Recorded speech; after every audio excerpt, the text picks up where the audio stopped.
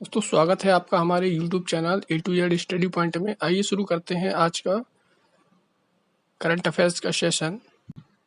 आज यानी 17 मई जो कि वर्ल्ड हाइपरटेंशन डे के रूप में मनाया जाता है। दोस्तों ये विश्व उच्च रक्तचाप दिवस हर साल 17 मई को मनाया जाता है। यह वर्ल्ड हाइपरटेंशन लीग यानी WHL की एक पहल है। अगला प्रश्न है, अनीसुज्जमान का मई 2020 में निधन हो गया। वह किस देश के थे या किस देश के से संबंधित थे? दोस्तों इसका सही उत्तर है बांग्लादेश। और इसके बारे में आपको कुछ और जानकारी दे दें।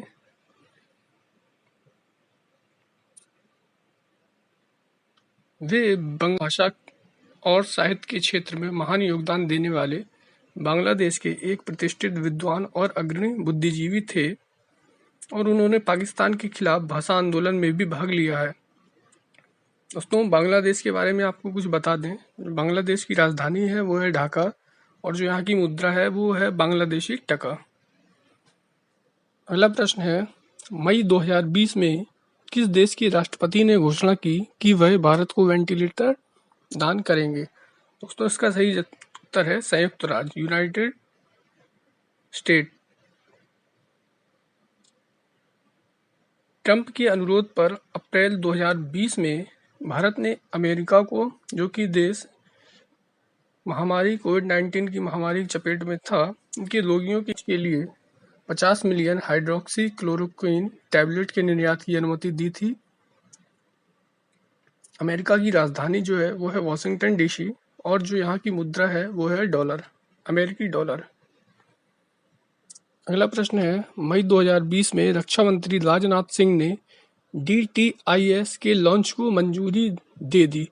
DTIS में टी का पूछा है, क्या होता है टी? दोस्तों आपको बता दें, D for defence, T for testing, I for infrastructure और S फॉर स्कीम। तो ये है DTIS का फुल फॉर्म। इनमें 400 करोड़ रुपए का परिव्यय है और इस क्षेत्र के लिए अत्याधुनिक परीक्षण बुनियादी ढांचे का निर्माण करेगा। यह योजना 5 साल की अवधि के लिए चलेगी और इसमें निजी उद्योग के साथ साझेदारी में 6 से 8 नई परीक्षण सुविधाएं स्थापित करने की परिकल्पना की गई है। अगला जो प्रश्न है वो है, जनजातीय मामलों के मंत्री अर्जुन मुंडा ने निम्नलिखित में से किसके साथ साझेदारी में going on as leaders program launch किया? दोस्तों इसका सही जवाब है फेसबुक। जी हाँ, फेसबुक इसका सही जवाब है। जनजातीय मामलों के मंत्री अर्जुन मुंडा ने फेसबुक के साथ साझेदारी में गोल कार्यक्रम लॉन्च किया है। गोल कार्यक्रम डिजिटल मोड के माध्यम से आदिवासी युवाओं को मेंटरशिप प्रदान करने के लिए बनाया गया है। डिजिटल रूप से सक्षम कार्यक्रम आदिवासी युवाओं की छिपी हुई प्रतिभाओं का पता लगाने के लिए एक उत्प्रेरक के रूप में कार्य करने की परिकल्पना करता है, जो उनके व्यक्तिगत विकास में मदद करेगा। अगला प्रश्न है, भवानी चरण पटनायक का मई 2020 में निधन हो गया। किस वर्ष उन्हें पद्मश्री से सम्मानित किया गया था? इसका सही उत्तर है वर्ष 2018 में। देखिए दोस्तों, इससे अब किस किस टाइप के क्वेश्चन बन सकते हैं। पहला तो यही है, भवानी चरण पटनायक जिनको 2018 में पद्मश्री से सम्मानित किया गया था, इनकी मई 2020 में इनका निधन हो गया। अब इनके बारे में कुछ आपको और जानकारी देते हैं। ये जो भवानी चरण पटनायक थे, ये भारत छोड़ो आंदोलन में शामिल हुए थे और 3.5 साल इन्होंने जेल में ही बिताए थे। ये आज़ादी के बाद कांग्रेस में शामिल हो गए थे और उड़ीसा प्रदेश कांग्रेस समिति के सचिव भी थे। वे 1961, 1966 और 1978 में 3 बार राज्यसभा के लिए चुने गए थे और उन्हें 2018 में पद्मश्री से सम्मानित किया गया था।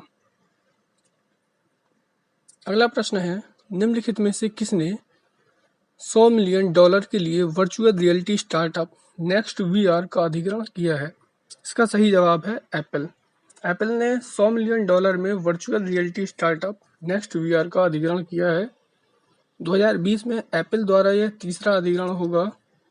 इसने 2020 में वॉइस टेक्नोलॉजी स्टार्टअप वॉइसिस और वेदर ऐप डार्क स्काई को खरीदा था। नेक्स्ट वीआर के अधिग्रहण से एप्पल के वीआर और एआर हैंडसेट के विकास में मदद मिलेगी। अगला प्रश्न है, निम्नलिखित में से किस मंत्रालय ने सूचना और संचार प्रौद्योगिकी योजना में शिक्षा के राष्ट्रीय मिशन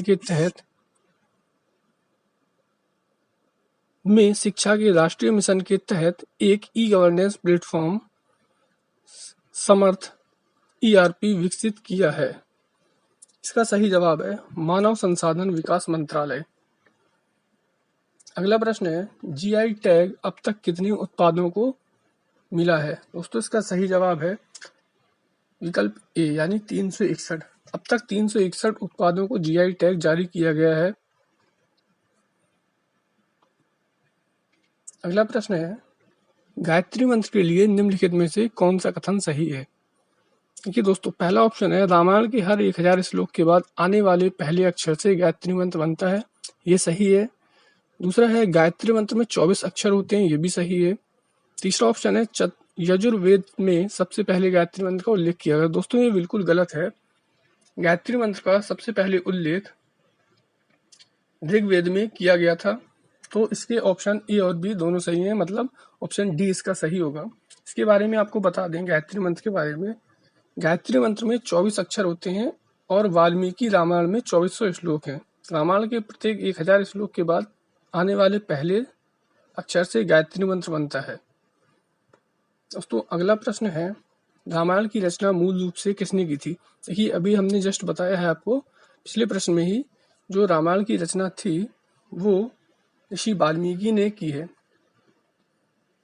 अगला प्रश्न है, आत्मनिर्भर भारत अभियान आर्थिक पैकेज भारत के जीडीपी के कितने बराबर है? दोस्तों ये प्रश्न हम पिछले करंट अफेयर्स के सेशन में भी पढ़ चुके हैं। इसका सही जवाब है 10%। अगला प्रश्न है, भारतीय पुरातत्व सर्वेक्षण यानी एएसआई के नए महानिदेशक के रूप में किसे नियुक्त किया गया है? इसका सही जवाब है वी विद्यावती। वी विद्यावती के बारे में आपको कुछ जानकारी देते हैं। ये आईएएस अधिकारी वी विद्यावती को 12 मई 2020 से प्रभावी भारतीय पुरातत्व सर्वेक्षण के नए महानिदेशक के रूप में नियुक्त किया गया है। ये 1991 बैच के कर्नाटक कैडर के अधिकारी हैं। अगला प्रश्न है, केंद्रीय स्वास्थ्य मंत्री डॉक्टर हर्षवर्धन ने कोविड-19 मरीजों की जांच के लिए हाल ही में किस नामक परीक्षण मशीन राष्ट्र को समर्पित की है? इसका सही जवाब है ऑप्शन सी, कोबास 6800। यह पहली ऐसी परीक्षण मशीन है जिसे सरकार ने कोविड-19 मरीजों की जांच के लिए खरीदा है और इसे राष्ट्रीय रोग नियंत्रण केंद्र एनसीडीसी में स्थापित किया गया है। अगला प्रश्न है, हाल ही में किस देश में किए गए एक अध्ययन में चिकित्सकों ने कोविड-19 के संपर्क में आने वाले बच्चों में कावासाकी रोग जैसे लक्षणों वाली एक असामान्य बीमारी के फैलने के बारे में भी जानकारी दी है? तो इसका सही जवाब है इटली। उत्तरी इटली के बेरगामो क्षेत्र में चिकित्सकों ने बच्चों में कावासाकी रोग जैसे लक्षणों वाली एक असामान्य बीमारी के मामलों में 30 गुना वृद्धि देखी है। कावासाकी एक असामान्य रोग है जो मुख्यतः 5 वर्ष से कम आयु के बच्चों को प्रभावित करता है। तो दोस्तों ये था आज का हमारा करंट अफेयर्स का सेशन। अगर आप पिछले कोई भी करंट अफेयर्स का सेशन देखना चाहते हैं तो उसका लिंक आपको डिस्क्रिप्शन बॉक्स में प्रोवाइड करवाया जाएगा। इसके अलावा अगर आप मैथ और रीजनिंग से भी संबंधित कोई भी टॉपिक पढ़ना चाहते हैं तो ऊपर आई सजेस्ट बटन पर क्लिक करके आप वहां से उसका वीडियो का लिंक देख सकते हैं। थैंक यू फ्रेंड्स, आज का वीडियो देखने के लिए बहुत बहुत धन्यवाद। आशा करते हैं आपको आज का हमारा वीडियो पसंद आया होगा। धन्यवाद।